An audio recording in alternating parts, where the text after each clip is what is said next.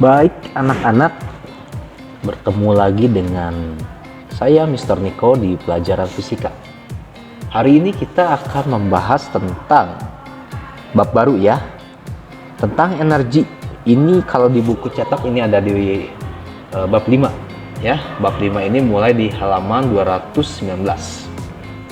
Bisa kalian buka bukunya. Nah, kita akan membahas tentang energi ya. Energi. Apaan tuh energi ya? Nah, dalam Kamus Besar Bahasa Indonesia atau KBBI, di mana energi didefinisikan sebagai daya atau kekuatan yang diperlukan untuk melakukan berbagai proses kegiatan. Secara umum, tanpa energi kita tidak dapat melakukan kerja.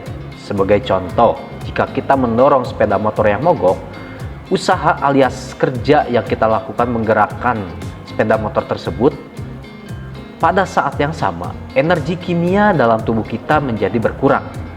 Karena sebagian energi kimia dalam tubuh berubah menjadi energi kinetik pada sepeda motor. Energi kinetik itu adalah energi gerak ya. Usaha dilakukan ketika energi dipindahkan dari suatu benda ke benda lain.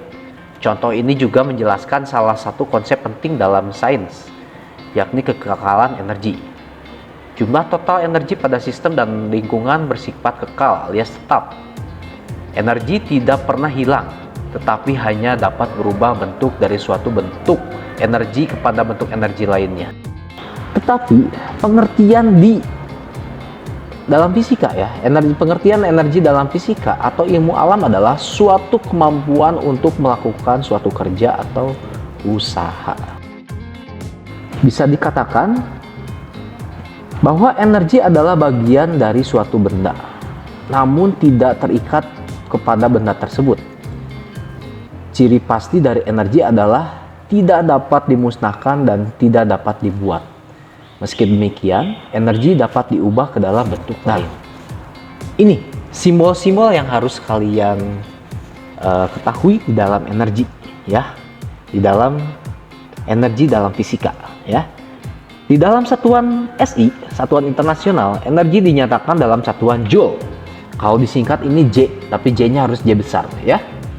Nah, J besar ini berasal dari besaran pokok. Kilogram meter kuadrat per sekon kuadrat ya. Ini asal dari satuan joule. Ini berarti energi itu adalah besaran turunan. Oke. Nah, simbol umumnya adalah E besar. Nah, sedangkan satuan energi yang lain yang sering kita lihat dalam kehidupan sehari-hari adalah kalori ya. Kalian biasa kalau sering mendengar di tempat fitness, berapa kalori energi yang kita keluarkan saat fitness. Oke. Atau misalnya orang yang lagi diet, berapa kalori asupan makanan yang harus kita makan ketika kita diet. Nah, ini dinyatakan dengan kalori. Berarti kalori ini adalah satuan dari energi ya. Nah, 1 kalori itu sama dengan 4,18 joule. Kebalikannya, 1 joule adalah sama dengan 0,24 kalori. Nah, energi itu banyak bentuknya, ya. Energi itu banyak sekali bentuknya. Nah, bentuknya ini yang salah satu ya, salah 10 berarti ya. Yang saya tulis di sini, energi kimia, energi listrik, energi kalor, energi cahaya, energi bunyi, energi nuklir, energi otot, energi biogas, energi potensial, energi kinetik, dan lain sebagainya. Ini masih banyak sekali ya energi-energi yang ada di alam semesta ini. Nah, kalian bisa membaca di halaman 221 apa itu energi kimia, apa itu energi listrik. Nah, ini harus kalian baca sendiri ya. Nah, sedangkan yang akan saya bahas pada pertemuan-pertemuan berikutnya, yang saya hitamkan di sini, energi potensial dan energi kinetik. Oke? Nah,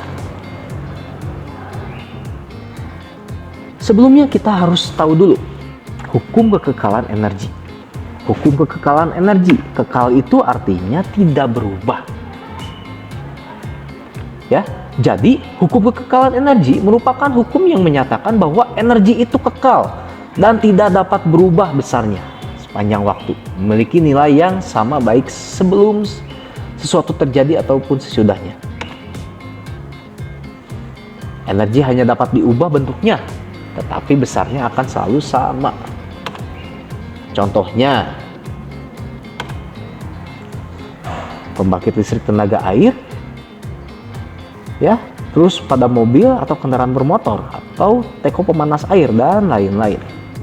Pada bendungan atau dam pembangkit listrik, ya, pada dam pembangkit listrik tenaga air, air itu dibendung hingga mencapai ketinggian yang tinggi, sehingga air di waduk memiliki energi potensial yang tinggi. Energi potensial itu adalah energi yang dihasilkan, ya, energi yang dihasilkan karena ketinggian suatu benda, ya. Kalau ada benda yang disimpan di tempat yang tinggi, maka dia akan jatuh. Semakin tinggi, maka ketika dia jatuh, kecepatannya akan semakin cepat, ya kan, itu ya. Nah, begitu juga dengan air. Ketika air disimpan di tempat yang tinggi, maka dia akan mengalir ke bawah dengan cepat. Semakin cepat, ya, air tersebut akan masuk pintu air melewati jalur air, sehingga kalau semakin cepat itu dia akan menabrak turbin, ya, masuk ke turbin dan memutar turbin. Nah, kalau makin tinggi berarti dia akan makin cepat, maka energi potensial air itu kemudian berubah menjadi energi kinetik pada turbin. Semakin cepat, maka energi kinetiknya atau energi gerak pada turbin itu akan semakin cepat, ya, kalau semakin tinggi si air itu diletakkan. Karena turbin berputar, maka generator pun akan ikut berputar. Energi kinetik pada turbin kemudian berubah menjadi energi listrik pada generator.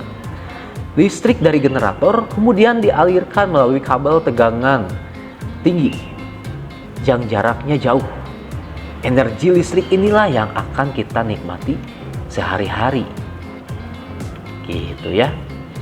Atau pada mobil atau kendaraan bermotor, misalnya pada kendaraan bermotor prinsipnya sama. Energi kimia yang terdapat dalam bahan bakar diubah menjadi energi kinetik pada mesin. Energi kinetik tersebutlah yang akan menggerakkan mobil. Besarnya energi kinetik yang menggerakkan mobil lebih kecil, ya, pada umumnya, ya, lebih kecil daripada besar energi kimia dalam bahan bakar. Kenapa? Kan katanya kekal. Ya, enggak gitu juga. Ya, benar kekal, tapi dalam mesin untuk mengubah energi kimia dari bensin tidak bisa semuanya dijadikan energi gerak, ya. Hal ini karena apa? Karena tidak seluruh energi kimia, ya, berubah menjadi energi kinetik. Sebagian besar energi yang tidak berubah itu, ya, yang tidak berubah menjadi energi gerak akan diubah menjadi energi yang lain, seperti panas, seperti getaran, ya, dan juga lain-lainnya. Jadi tidak ada mesin yang sempurna, ya. Inginnya, ya, setiap ahli pengennya itu kalau bensin misalnya 1 liter, dia akan diubah menjadi energi gerak semuanya 1 liter, tapi tidak ada yang seperti demikian. Kalau demikian berarti mesin tersebut tidak akan panas dan tidak akan terjadi getaran. Nah, sampai saat ini belum ada mesin yang secanggih itu, ya. Selain itu, sebagian energi kinetik yang terbentuk hilang karena gesekan pada piston mesin atau hilang karena hambatan lain, sehingga hanya sebagian kecil dari total energi awal pada mobil atau pada kendaraan bermotor yang digunakan murni untuk menggerakkan mobil. Ya, paling hanya sekitar 15% saja. Energi-energi yang tidak termanfaatkan tersebut disebut kerugian-kerugian. Kerugian-kerugian tersebut tidak dapat menghilangkan energi, akan tetapi mengubah energi dari bentuk yang tidak dapat dimanfaatkan. dan hal ini ya tidak bisa dihindari ya. Atau misalnya perubahan energi adalah pada teko pemanas air. Pada saat kita menggunakan teko pemanas air, kita sebenarnya melihat prinsip kekekalan energi.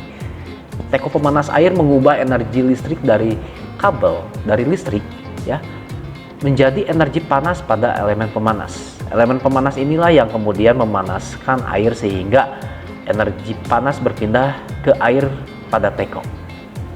Terdapat pula beberapa kerugian energi yang hilang dalam bentuk panas itu ke lingkungan, suara, dan lain-lain.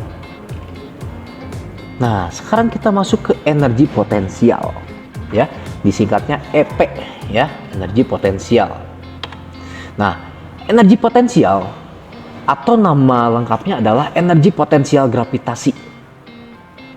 Adalah energi yang tersimpan pada benda karena kedudukan atau posisi benda terhadap titik acuannya.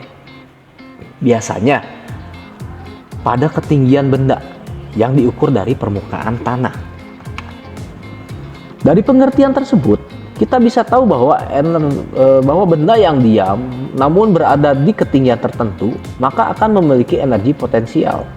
Sedangkan benda yang bergerak namun tidak memiliki ketinggian maka tidak memiliki energi potensial. Energi potensial. Istilah potensial ini memiliki kata ya, berasal dari kata dasar potensi yang dapat diartikan sebagai kemampuan yang tersimpan. Secara umum, energi potensial diartikan sebagai energi yang tersimpan dalam sebuah benda atau dalam suatu keadaan tertentu. Energi potensial karena masih tersimpan sehingga baru bermanfaat ketika berubah menjadi energi lain, misalnya pada air terjun. Energi potensial diubah menjadi energi kinetik ya, energi gerak ya, sehingga dapat menggerakkan turbin yang kemudian akan digunakan untuk menghasilkan energi listrik. Nah, rumus energi potensial ini gini. Ya, energi potensial sama dengan M G H. M kali G kali H ya.